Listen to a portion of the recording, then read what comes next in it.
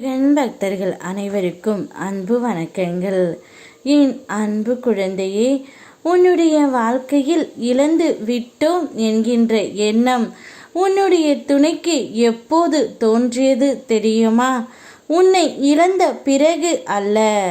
உன்னை இழந்ததற்காக அவர் பட்ட கஷ்டங்கள் எப்போது அவருக்கு புரிந்ததோ அப்போதுதான் அவர் உணர்ந்தார் உன்னை இழந்து விட்டோம் என்று. அது வரையிலும் அவருடைய மனம் கல்லாகத்தான் இருந்தது. இப்பொழுதுதான் அந்த எண்ணம் அவருக்கு தோன்றி இருக்கின்றது தங்கமே. என் மீது நம்பிக்கை வைத்து உன்னுடைய வாழ்க்கையில் நீ பல முயற்சிகளை செய்கின்றாய். எல்லாவற்றிலும் உடனடி பலன் நீ எதிர்பார்த்து அது கிடைக்காமல் போக மனம் வாடி போகின்றாய். ஒவ்வொரு முறையும் பலன் தருகிறதா என்று பரிசோதித்து கொண்டு இருக்காதே.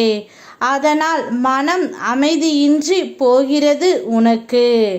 உன் கடமையை நீ செய்து விட்டாய் அல்லவா?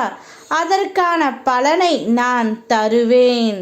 நீ பேசும் வார்த்தைகளில் கவனம் தேவை தங்கமே.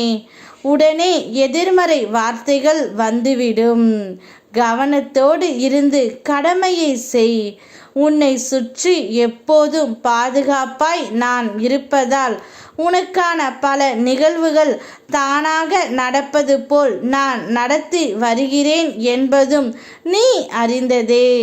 அடுத்த பயணத்திற்கு தயாராகு.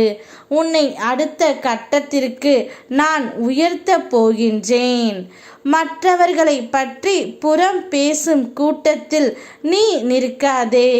அங்கிருந்து நீ நகர்ந்த பிறகு அடுத்த தலைப்பு நீங்களாகத்தான் இருப்பீர்கள்.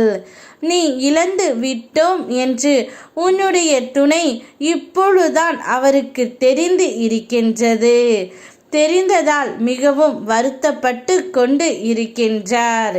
நீ கோபப்படாதே தங்கமே. எல்லாவற்றிற்கும் காலம் பதில் சொல்லும் என்று நான் உன்னிடம் கூறி இருந்தேன் அல்லவா? அந்த காலம்தான் இப்போது உன்னுடைய துணைக்கு பதில் கூறுகின்றது. இப்போதுதான் அவர் உணர்கின்றார் உன்னையை இழந்து விட்டோம் என்று. நம் மேல் 1000 பேர் கல் எடுத்து எறியலாம். அதுக்கென்று நம்மால் திரும்ப கல் எடுத்து வீசணும் என்கின்ற அவசியம் இல்லை.